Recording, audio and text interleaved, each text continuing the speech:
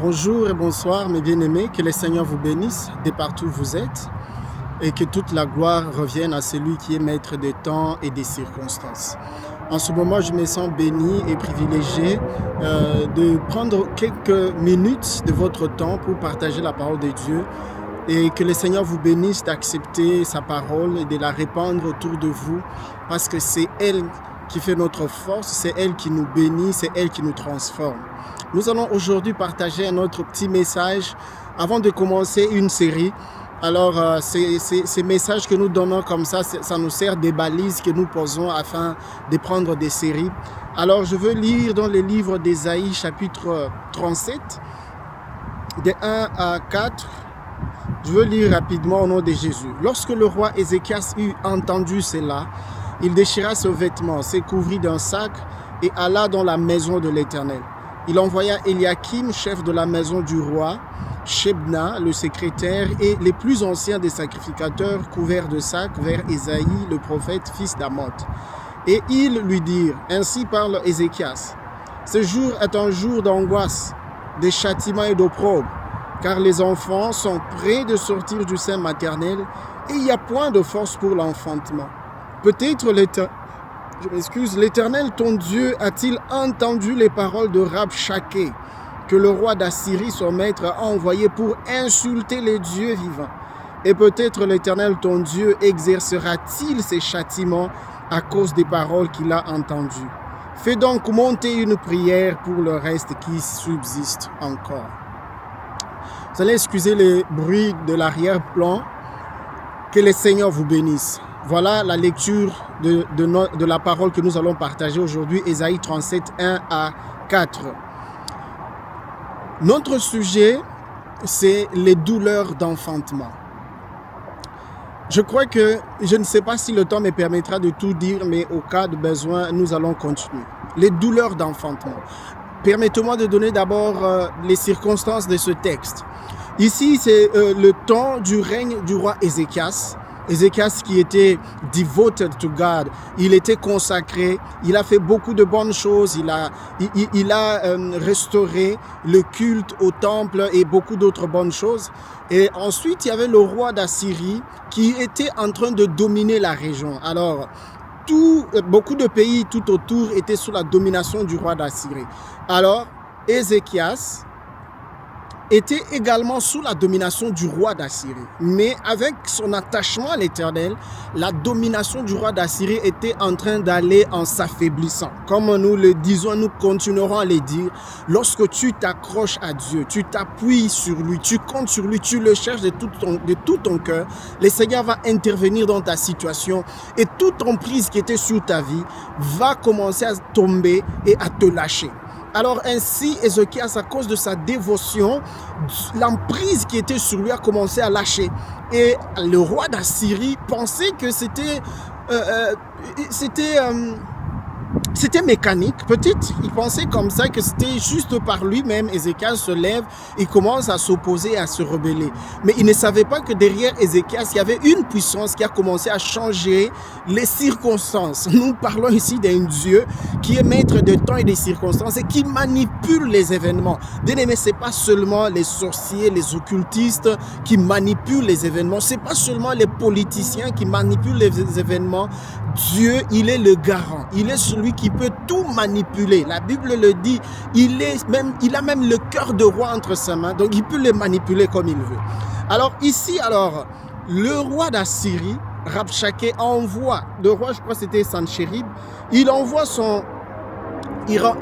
Rabshakeh, qui était l'un de ses généraux, pour aller donner un message d'intimidation, un message de terreur à Israël et à son roi, pour leur dire, voilà, vous devez vous soumettre au roi d'Assyrie, sinon vous êtes finis. Alors, à cause de cela, Ézéchias avait accepté. Maintenant, la seconde fois, il va encore envoyer, donc tout ça c'est dans la Bible, si vous lisez les chapitres précédents, vous allez voir tout ça. Alors, il va renvoyer encore des messagers pour dire à Ézéchias, c'est pas seulement que toi tu vas être sous ma domination, Mais je veux prendre tes plus belles femmes, les femmes de tes serviteurs, tout ce qui est beau chez toi, je dois le prendre. Vos réserves, vos richesses, je dois prendre ça. C'est ainsi que le diable impose sa domination sur la vie de beaucoup de gens. Deux fois, vous ne sentez pas ça de manière physique parce que les choses ne sont pas d'abord physiques, elles sont d'abord spirituelles.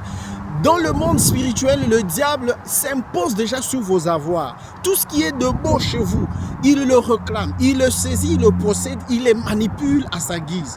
Et c'est comme ça que vous vous sentez dépossédé. Deux fois même quand vous avez des performances, vous avez des qualités, vous avez des capacités, mais vous ne vous sentez pas bénéficiaire de vos qualités, de vos capacités, et vous ne comprenez pas pourquoi. La raison, c'est qu'il y a une force derrière, dans l'invisible, qui est en activité et qui vous domine. Vous ne le savez pas, mais ça vous domine. Et ici, comme je vous ai dit, ça s'est fait à plusieurs reprises. La première étape, c'est qu'il vient rappeler, le roi d'Assyrie vient rappeler sa domination sur Israël. Lorsque Ézéchias accepte, il vient pour renforcer sa domination. Il dit, ça ne va pas s'arrêter seulement sur toi, mais ça va se répandre sur tes généraux, sur tes serviteurs, même sur ton peuple. Et à ce niveau, Ézéchias a trouvé que ça allait trop loin, alors il ne pouvait plus accepter ça. Alors, lorsqu'il a commencé à résister, alors on leur a envoyé une lettre avec des menaces. Vous allez manger vos excréments. Et ça, c'est le général Rabshakeh qui est en train de crier ça aux oreilles d'Israël. Vous allez manger vos excréments si vous vous attachez à Ézéchias et à son Dieu. Vous devez vous rendre au roi d'Assyrie, vous serez libre, vous serez heureux. Bien-aimé, toute intimidation qui vient dans ta vie pour te dire abandonne Dieu, donne-toi à la magie, donne-toi au fétiche, va dans l'occultisme, tu vas être heureux. Je te dis, c'est un mensonge. Rien, le diable ne crée rien.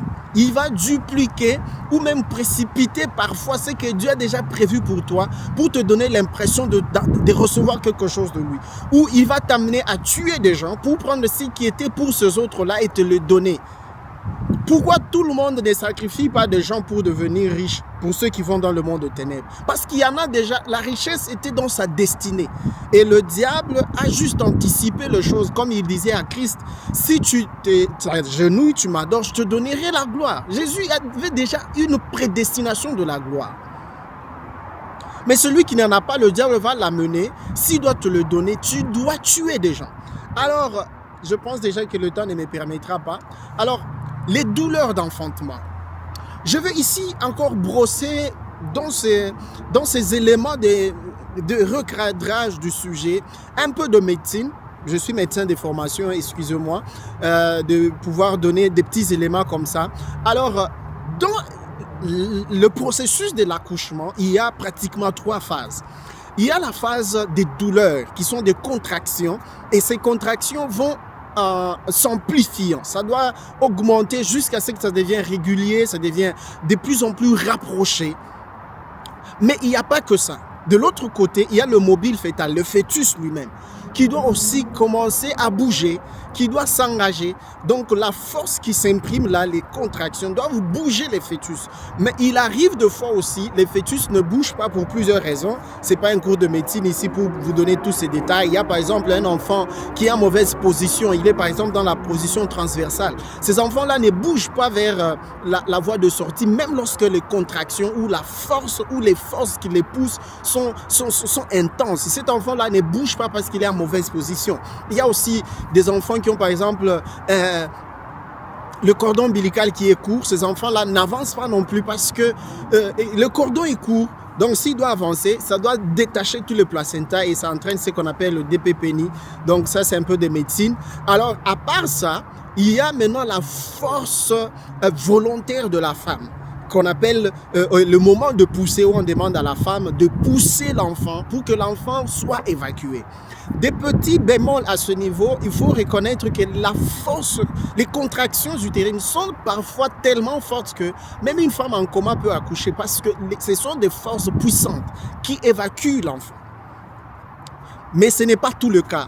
Le cas général, c'est qu'à la phase finale, la femme doit y participer. Mais quand est-ce que la femme y participe? C'est lorsque les douleurs atteignent les summums.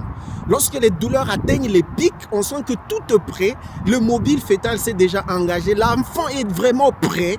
Alors on demande, on encourage la gestante à pousser pour évacuer finalement l'enfant. Bien aimé, nous parlons des douleurs d'enfantement. Et ici, l'enfantement dont nous parlons ici, c'est l'enfantement de la destinée, l'enfantement de ta gloire, l'enfantement de ton business, l'enfantement de tes capacités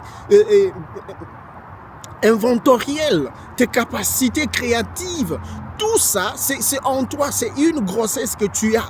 Alors, il faudrait qu'il y ait un moment où les douleurs doivent commencer et arriver au moment où tes bénédictions, où tout ce qui est en toi soit prêt à sortir. Et la phase finale, c'est là que toi, tu dois t'engager pour pousser cela à l'extérieur. Bien aimé, qu'est-ce que nous voulons dire ici pratiquement? C'est que je veux te dire que toutes les douleurs que tu vois, la souffrance que tu vois, ce sont des douleurs d'enfantement. Ce sont des signes annonciateurs que ce qui est en toi est déjà mûr. Ce qui est en toi est prêt à sortir. Mais ce qui reste, c'est que tu t'engages parce que c'est déjà la phase finale. Surtout pour celui qui croit, pour toi qui crois que ta douleur a atteint un pic insupportable. Toi qui crois que ta souffrance a atteint un niveau insupportable. Toi qui sens que tu as tellement fait le surplace que c'est devenu insupportable. Je veux te dire que c'est ça le summum de la douleur. C'est ça le summum des contractions. Et quand ça arrive à ce niveau-là, tu dois engager une force volontaire. Tu dois t'engager à pousser. Notre verset de base, c'est ici le verset 3. Il dit, les enfants, il dit, aujourd'hui c'est un jour d'angoisse, de châtiment et d'opprobre. Pourquoi? Parce que les enfants sont prêts de sortir du sein maternel. Mais il n'y a point de force pour l'enfantement. Les forces pour pousser ces enfants à l'extérieur. Les forces pour engager et déclencher l'évacuation. Bien-aimé, je te supplie. Nous les chrétiens, notre faiblesse de foi, c'est que nous croyons que tout va tomber du ciel. Quand tu as prié, c'est fini, tu peux rentrer dormir. Quand tu as déposé un CV, tu peux rentrer dormir. Ou parce que tu as fini tes études, tu mets ton diplôme dans la maison, tu commences à prier, quelqu'un viendra chez toi te chercher et dire voilà, j'ai eu un songe et on m'a dit que je dois t'engager. Ça ne se passera pas toujours comme ça. Lorsque ta douleur devient atroce, c'est un signe annonciateur que ce qui est en toi est prêt de sortir. Bien-aimé, ici, il y a question de croire. Est-ce que tu crois que ta bénédiction est prête? Y a-t-il quelqu'un qui croit que Dieu l'a déjà béni? Malgré la souffrance, malgré la pauvreté, malgré l'échec. Mais tu es conscient au fond de toi. Deep inside, you know that you are blessed. Vraiment, au fond de toi, tu sais que tu es béni dans tel domaine. Tu sais vraiment au fond de toi que tu es béni dans telle autre direction. Tu es béni dans les affaires. Tu es béni dans le ministère. Tu es béni dans ta carrière. Tu le sens. Mais ce que tu vois autour sur la souffrance, ce que je te dis, c'est que cette souffrance, ce sont des douleurs d'enfantement. Ce sont des contractions. Maintenant, c'est à toi maintenant de pousser. Je veux te demander ici, bien-aimé, écoutez la demande du roi quand il dit à Ézéchiel, quand il lui envoie, il dit, fais donc monter une prière pour le reste qui subsiste. Fais donc monter une prière pour le reste de temps, afin que l'évacuation se fasse et que tu te réjouisses, bien-aimé. La Bible le montre plusieurs fois, et même médicalement par là. Une femme souffre toutes ces contractions et tout, mais quand elle s'engage à pousser, et l'évacuation se fait, elle va oublier toute cette souffrance parce qu'elle est débordée de la joie de voir son fils. Est-ce que tu peux te lever, prendre du temps à engager des efforts sérieux pour ta destinée, des efforts sérieux pour ta carrière, des efforts sérieux pour ta famille, des efforts sérieux pour ton foyer? Tu es conscient de la bénédiction que tu as en Christ. Bien aimé, ça c'est un secret de polichinelle. En Christ, nous sommes bénis. La Bible est claire, nous sommes bénis de toutes les bénédictions spirituelles dans le lieu céleste. Et c'est à nous de convertir ces bénédictions spirituelles en des bénédictions matérielles et physiques. Et ça, c'est ça le processus de l'enfantement. C'est ça le processus de l'accouchement. C'est à nous de convertir ces bénédictions par des efforts physiques. Nous devons nous engager à pousser, bien-aimés. Parce que lorsque les contractions, ça c'est encore un peu de médecine, lorsque les contractions sont là pendant longtemps, ce qu'on appelle le travail prolongé, ce qui arrive c'est qu'il y a fatigue musculaire. Le muscle utérin qui était en train de pousser, parce qu'il n'y a pas eu d'évacuation, ces muscles vont se fatiguer. Et qu'est-ce qu'on fait? Que vous le vouliez ou pas, lorsque les muscles se fatiguent, il y a ce qu'on appelle l'arrêt du travail. Ça s'arrête, il y a une accalmie. Certaines personnes sont à ce niveau où il y a eu une accalmie, ils pensent que ça va. Non, ça ne va pas, tu n'as pas accouché. Ça va, c'est lorsque tu as accouché. Si tu n'as pas encore accouché, tu vois qu'il y a accalmie, ça veut dire qu'il y a fatigue musculaire. Les forces intrinsèques ou les forces involontaires ont tellement travaillé et toi, tu n'as pas engagé les forces volontaires. Alors, les forces involontaires se sont fatiguées. Et lorsqu'il y a fatigue, il y a arrêt du travail.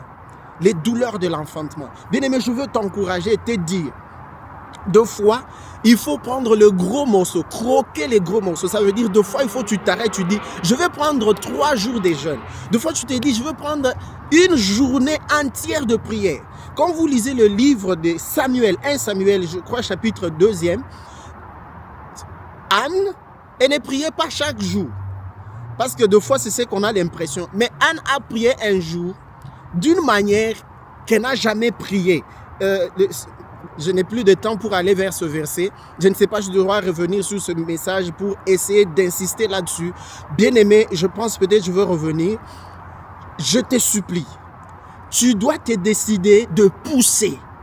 Ne te contente pas d'une accalmie qui se fait lorsqu'il n'y a pas eu naissance. S'il y a accalmie sans naissance, sache que tu as échoué. Et un enfant qui n'est pas né, s'il reste à l'intérieur, il y a aussi des complications. Deux fois, cet enfant-là peut mourir. Donc, pour arrêter ce message aujourd'hui, je t'encourage, lève-toi.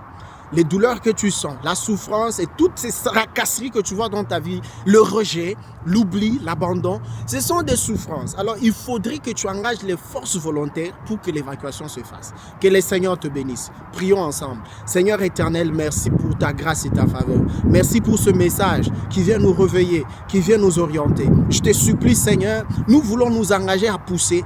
Donne-nous de la force supplémentaire. Nous voulons nous engager à pousser. Que ton esprit nous aide pour que nous puissions pousser dans la bonne direction. Nous ne voulons pas nous épuiser dans la mauvaise direction, mais nous voulons pousser, mais dans la bonne direction, afin d'accoucher les destinées que tu as prévues pour chacun de nous, pour nos familles, pour nous et pour la société tout entière. Gloire et honneur à toi, Seigneur, au nom de Jésus-Christ. Amen.